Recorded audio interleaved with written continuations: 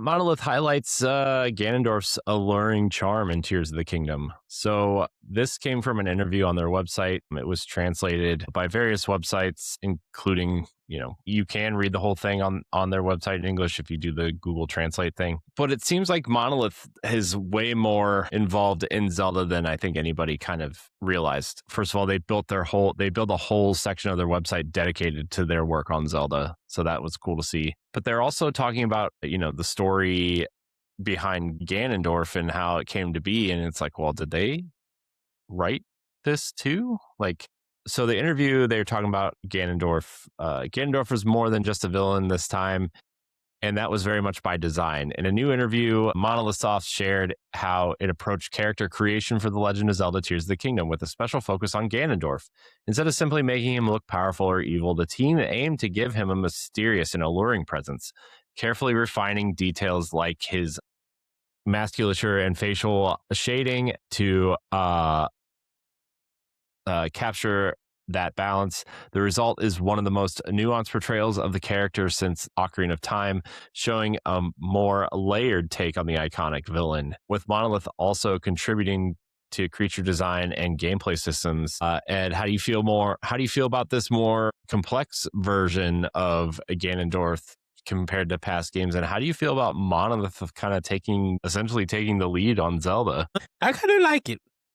I like that Numa and Nintendo and hopefully Miyamoto is allowing them to do something different with Ganondorf, because we already know that he comes back, he gets resurrected or whatever, and then he needs Princess Zelda. It feels like Monolith Soft are trying to break that trope and do something like just different. And I love that we could go a different approach. We could add this kind of Japanese myth or look and design and stuff, because Ganondorf in Tears of the Kingdom, like Daddy Dorf and stuff, that as much as people don't like that name and everything, you cannot deny that he has got mass appeal to him that made people really see him in a different way. And then with Monolith Soft taking this more open world approach, that's been their design, and they've been know how to do it. It's just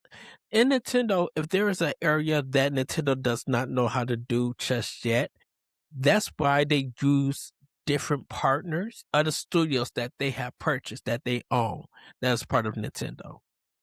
They just, so it's just like, well, we have Monolith Soft, who knows this open world and RPGs and action games and stuff like that.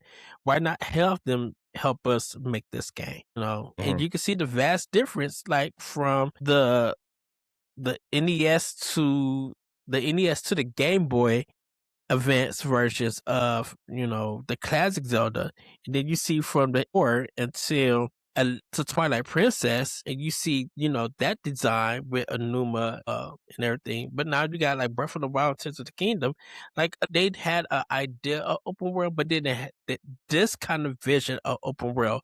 They didn't have no experience of, but Monolith Soft does, and for them to be able to mix the original NES Legend of Zelda with just the Zelda universe, they were able to build that world. So I think Monolith Soft has been a great fit for the series, and once again having a different take on Ganondorf and everything, that it has really made that game be. And look, people started cosplaying as Ganondorf for Tears of the Kingdom. That made some people get into the gym and buff up and stuff. Yeah, I mean, it's definitely one of the more intriguing versions of Ganondorf, right?